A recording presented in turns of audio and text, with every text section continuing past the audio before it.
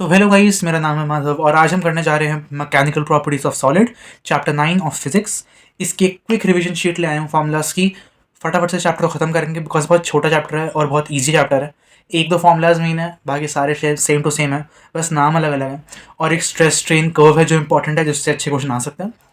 तो चलिए स्टार्ट करते हैं बिना किसी टाइम वेस्ट के। तो चलिए, इस चैप्टर में दो टर्म्स बहुत इंपॉर्टेंट है, स्ट्रेस एंड स्ट्रेन। देखिए, स्ट्रेस का क्या मतलब होता है। स्ट्रेस एक टाइप ऑफ फोर्स है, एक वो स्ट्रेस जो है ना वो फोर्स ही है, बस upon a unit area. Force upon unit area is stress. मतलब एक एरिया पे कितना फोर्स लग रहा है वो स्ट्रेस है, प्रेशर नहीं है ये। बट देखिए, अलग टर्मिनोलॉजी है ये, बस इतना समझ लो, फोर्स पर यूनिट एरिया को हम लोग स्ट्रेस कहते हैं। और स्ट्रेन जो है वो क्या होता है, वो होता है the ratio of the original length और जो लेंथ जब खींची गई है उसको, उनके बीच का रेशियो को स्ट्रेन बोलते हैं। ये क्विक टर्म्स से देखिए, ये चैप्टर को अगर आपके सारा कंसेप्ट क्लियर है तभी देखिएगा इस वीडियो को, बिकॉज ये वीडियो केवल फॉर्मुला रिवीजन की है, ये कंसेप्ट रिवीजन की नहीं है। कम टाइम, अगर आपका आखिरी 2 दिन बचना है पेपर से पहले, तब आप सारी वीडियोस देख लेना है, फॉर्मुलाज रिवाइज हो जाएंगे, कंसेप्ट आपको पता होंगे। अब देखो, हुक्स लॉ इस चैप्टर में बोलता है कि stress directly proportional to strain. अब हम लोग सारे ना इनके फॉर्मुलाज देख लेते हैं। हम लोग का पहला आता है लॉन्गिट्यूडनल स्ट्रेस एंड स्ट्रेन। देखो, एक ट्यूब है, ठीक है, उसकी ओरिजिनल लेंथ एल है, हमने उसको दोनों दोनों साइड से ऐसे खींचा, और जब खींचेंगे तो उसकी लेंथ है वो बढ़ जाएगी। हम लोग अज्यूम करेंगे कि बहुत ज़्यादा थिन वायर है ये, इसलिए इसका एरिया के क्रॉस सेक्शन में इतना डिफरेंस नहीं आएगा। तो ये डेल्टा एल बढ़ गई, ओरिजिनली इतनी थी, डेल्टा एल बढ़ गई जब हमने इसको दोनों तरफ से खींचा।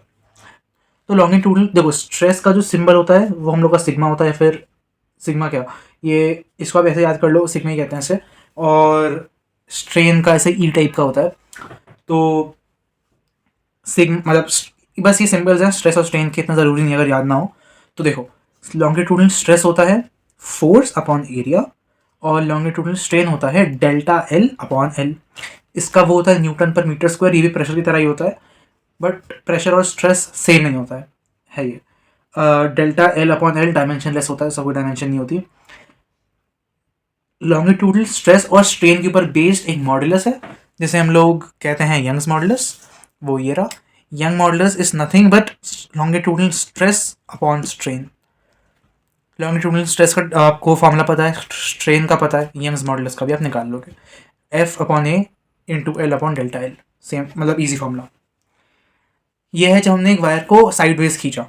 अब देखो, अब आता है शियर स्ट्रेस और शियर स्ट्रेन। इसका क्या मतलब होता है।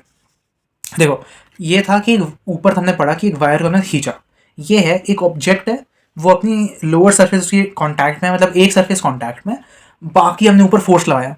जैसे कि ये सरफेस कांटेक्ट में थी, हमने ऊपर से फोर्स लगाया तो ऊपर की बॉडी हिली, नीचे की सेम रही इन कांटेक्ट, ये होता है शियर स्ट्रेस। अब देखो, मैक्सिमम स्ट्रेस क्या होता है, छोटा सा फॉर्मूला था इसका। मैक्सिमम स्ट्रेस होता है कि मैक्सिमम लोड पर एरिया, जितना भी आप मैक्सिमम फोर्स या लोड डाल सकते हो अपॉन एरिया, और कुछ नहीं होता। तो शियर स्ट्रेस क्या होगा, इसमें भी बात को ध्यान से समझना। आप फोर्स इधर लगा रहे हो, फोर्स इधर आ रही है, डेल्टा एल इस वैल्यू को बोलेंगे, ओरिजिनल एल ये था, और इसको हम लोग बोलेंगे थीटा। ठीक है, थीटा होता है कि कितने एंगल से वेरिएट किया, बहुत कम एंगल होता है ये। देखो, शियर स्ट्रेस होता है फोर्स अपॉन एरिया, ये वाली फोर्स अपॉन एरिया जो सेम ऊपर था।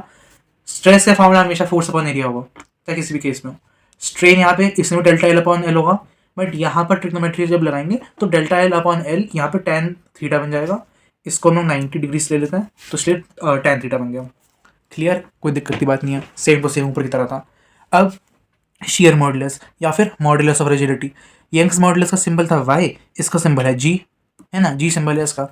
g का या फिर शियर मॉडुलस का सिंबल क्या है, इसका भी होगा stress upon strain, F upon A into L upon delta U. But यहाँ पे एल अपॉन डेल्टा यू जो था वो 1 अपॉन tan थीटा हो सकता है। देखो, delta L upon L tan theta है, तो L upon delta L 1 upon tan theta होगा। इसलिए हम लोग का फॉर्मूला बनता है g is equals to F A tan theta, या फिर इसको आप लोग ऊपर की तरह लिख सकते हो, F into L upon A into delta L, same as above. ठीक है, लिख सकते हो, बट कोई बड़ी बात नहीं है। हमेशा याद रखना, जितने भी मॉडुलस होंगे उन सब में स्ट्रेस अपॉन स्ट्रेन ही होगा, बस नाम बदलता है और कुछ नहीं बदलता। अब अगले पे बढ़ते हैं। अब अगला आता है वॉल्यूमेट्रिक स्ट्रेस एंड स्ट्रेन। अब देखो वॉल्यूमेट्रिक स्ट्रेस और स्ट्रेन क्या कहता है। हम लोगों का एक बॉक्स था या फिर एक फिगर थी, उस पर चारों तरफ से प्रेशर लगा, वो थोड़ा कंप्रेस हो गया, अंदर से थोड़ा और प्रेशर लगता है जिससे पी नॉट कहते हैं, फिर जो अंदर से प्रेशर लग रहा हो। तो वॉल्यूमेट्रिक स्ट्रेस क्या होता है, वो होता है चेंज इन प्रेशर, और चेंज इन प्रेशर तो पी अपॉन नहीं होगा, देखो डेल्टा फोर्स अपॉन नहीं होगा, डेल्टा पी क्या होगा, pressure outside minus pressure inside. Volumetric strain क्या होगा, वॉल्यूमेट्रिक स्ट्रेन होगा original volume sorry change in volume upon original volume. ठीक है, जैसे पिछले की पहले डेल्टा एल अपॉन एल था, अब डेल्टा वी अपॉन एल हो गया, sorry delta V upon V हो गया। अब इसका आता है एक बल्क मॉड्यूलस। बल्क मॉड्यूलस को आप बी भी कहते हो, के भी कहते हो। जैसे रिजिडिटी को आपने जी बोला था, इसको आप बी या के बोल सकते हो। ये भी वैसे ही होगा, stress upon strain F upon A into V upon delta V. यहाँ माइनस लगता है क्योंकि जब आप कंप्रेस करोगे तो वॉल्यूम कम हो गई है, इसलिए माइनस लगता है, और कुछ बड़ी बात नहीं है इसमें।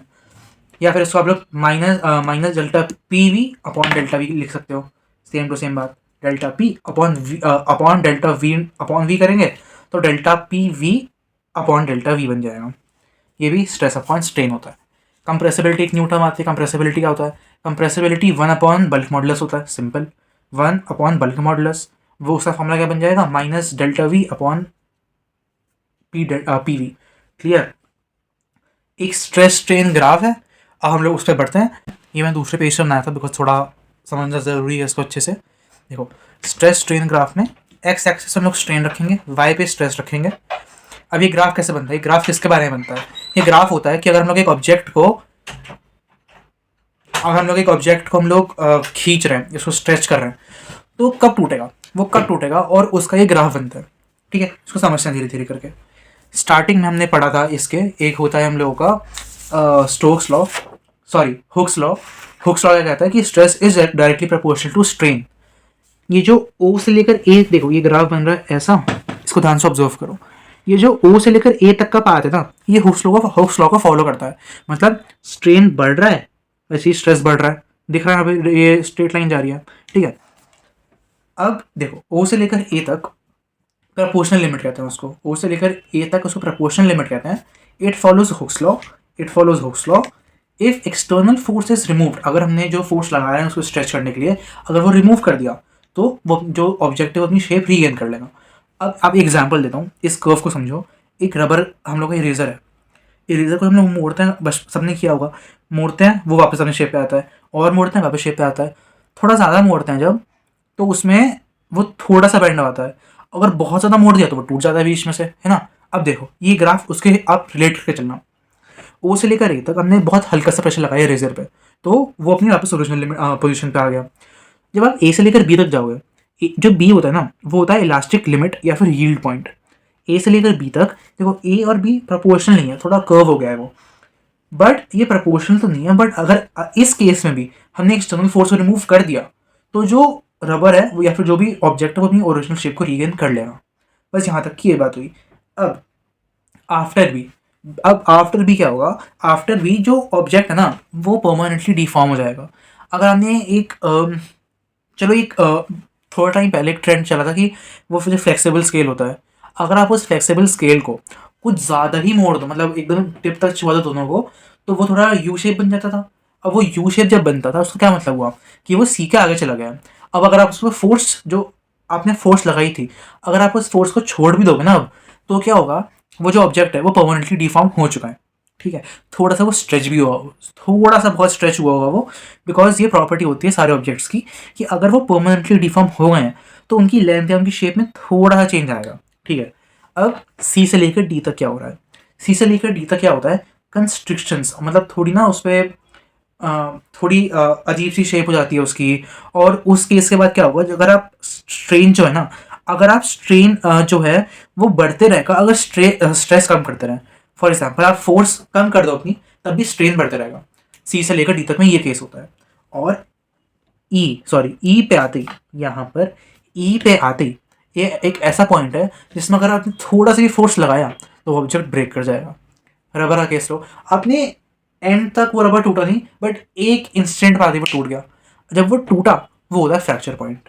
ठीक है, बहुत ईजी है। इस पे क्वेश्चंस जो बनते हैं वो जनरली केस बेस्ड बनते हैं। और ये देखो, ये जो ओ है, ओ से लेकर बी तक हम लोग कहते हैं इलास्टिक रीजन, और बी से लेकर ई तक कहते हैं प्लास्टिक रीजन। ये एमसीक्यू में आ सकता है, तो देख लो एक बार। ये जो ओ से लेकर ओ नॉट है, ये जो है इसे कहते हैं परमानेंट सेट। ये भी आ सकता है एमसीक्यू में। तो स्ट्रेस स्ट्रेन ग्राफ तो आपको एक बार समझ क्लियर हो गया होगा। स्ट्रेस स्ट्रेन ग्राफ ईजी है, बहुत ईजी टॉपिक है, चैप्टर ही बहुत ईजी है। इसमें ना इसके बाद बस 2-3 चीज़ें एक हैं। देखिए, अगर जो डिस्टेंस है, अगर ये जो डिस्टेंस है डी से लेकर ई तक, अगर ये डिस्टेंस बहुत कम है, मतलब अगर ई यहीं पर होगा, ठीक है, तो जो ऑब्जेक्ट है हम लोग उसको बोलते हैं वो ऑब्जेक्ट ब्रिटल है। इस टॉपिक का इस चैप्टर का एक लास्ट टॉपिक बच रहा है, जो है elastic potential in a stressed wire. बहुत ईजी टॉपिक है, फटाफट समझ लेते हैं। देखो, एक वायर थी, थोड़ा सा हमने खींचा उसको एक्स तक, उसके बाद थोड़ा सा और खींचा डी एक्स तक। ये जो लेंथ थी वो एल है, और बी से लेकर जितनी भी टोटल लेंथ है उसे डेल्टा एल मान लो, ठीक है। वायर स्ट्रेच करी बी से, अभी सेम टू सेम लिखा है यहाँ पे, इसको पढ़ लेना। अब देखो, ये जो स्ट्रेच करी हमने वायर, ये जो हमने वायर स्ट्रेच करी, उसमें हम लोग को उसमें वर्क करना पड़ेगा। वर्क का जब छोटा सा वर्क करेंगे उसे कहते हैं D W is equals to F D X. यहाँ पे थीटा की वैल्यू 0 है, तो उसको आप मान सकते हो। अब यंग मॉडुलस क्या होता है? यंग मॉडुलस होता है longitudinal stress upon strain. Formula क्या होता है हम लोग ने भी पढ़ा, F upon A into L upon delta L. Young modulus हो गया F L upon A X. F की वैल्यू यहाँ से सब्सिट्यूट करी, वो बन गई young modulus A X upon L. यहाँ पे ए एरिया सबको पता है। ये फोर्स को, ये जो फोर्स है उसको यहाँ पे सब्सिट्यूट कर दो, तो delta W is equals to Young's modulus into A into X upon L into D X. अब डी एक्स के टर्म में, डी एक्स के रिस्पेक्ट में इसको डिफ्रेंशिएट करना है। तो ये जो डेल्टा एल है हम लोग को 0 से लेकर डेल्टा एल तक खींचना है, और एक्स डी एक्स खींचना है। मतलब ये जो डिफ्रेंसिएशन है, डिफ्रेंसिएशन करेंगे, omega is equals to Y Young modulus into A upon L. ये हाफ यहाँ से बाहर आ जाएगा, एक्स स्क्वायर बचा रह जाएगा, और एक्स स्क्वायर में जब डेल्टा एल पुट करेंगे तो डेल्टा एल का स्क्वायर बन जाएगा। हम लोग को पता है कि work external is equals to potential energy. अब ये पोटेंशियल एनर्जी के इक्वल आ गया। देखो, अब U is equals to half young modulus into A अब इंटू डेल्टा एल तो था ही, एक एल था, यहाँ पे एल आ गया। अब एक बार इसमें देखना है, सबसे इंपॉर्टेंट स्टेप है इस वाली डेरिवेशन का, कि हम लोग को दोनों साइड को एल से मल्टीप्लाई भी करना है, डिवाइड भी करना है। तो यहाँ पे देखो, इंटू एल अपॉन एल किया, अब half into young modulus into A into delta L by L into delta L by L, और इंटू एल बच रहा है हम लोगों का। अब एक बार ध्यान सुनना, डेल्टा एल बाई एल तो स्ट्रेन होता है, तो हमने स्ट्रेन का स्क्वायर कर दिया, और एरिया इंटू एल वॉल्यूम होता है। एरिया का फॉर्मूला क्या होता है? साइड इंटू साइड, तो सेंटीमीटर क्यूब या मीटर क्यूब बन गया। तो half Y into volume into strain square. समझ आया ना? ये मैंने क्या किया, यहाँ पे एल से मल्टीप्लाई डिवाइड किया, फिर डेल्टा एल अपॉन एल को हमने स्ट्रेन का स्क्वायर कर दिया, और ये यहाँ पे ये चीज़ हम लोग ले आए हैं। इस वॉल्यूम को नीचे लेके जाओगे वैसे हम लोग का फॉर्मूला बन जाएगा। क्या बनेगा? देखो, यंग मॉडुलस होता है स्ट्रेस अपॉन स्ट्रेन, एक स्ट्रेन से स्ट्रेन स्क्वायर से वो कट गया, तो U upon volume is equals to finally half stress strain. ये डेरिवेशन कम आती है, 2-3 नंबर में आ जाती है, बट बहुत स्कोरिंग है तो बता दी, ठीक है। इस चैप्टर में और कुछ नहीं है, एक पॉइजन्स रेशियो है, उसका फॉर्मूला भी delta D into L upon delta L into D होता है। सिंपल है, बुक के पीछे दे रखा है। बस इस चैप्टर में और कुछ नहीं है सीबीएसई के पॉइंट ऑफ व्यू से। बहुत ईजी चैप्टर था ये, एग्जाम्स में कम क्वेश्चन आते हैं, बट जितने भी आते हैं बहुत स्कोरिंग आते हैं। तो चलिए गाइस, इसमें एक चीज़ और है, एनसीईआरटी में 2-3 इक्विलिब्रियम में क्वेश्चन दे रखे हैं कि अगर हमने एक वायर ऐसे स्ट्रेच कर रखी है तो कितना उस पर स्ट्रेन स्ट्रेस आएगा। इंपॉर्टेंट क्वेश्चन हैं, प्रैक्टिस जरूर करिएगा। एक बार खुद से ये फॉर्मूलाज लिखिएगा, ये डेरिवेशन करिएगा। तो चलिए guys, bye bye, keep studying, study hard and subscribe to the channel if you like the content.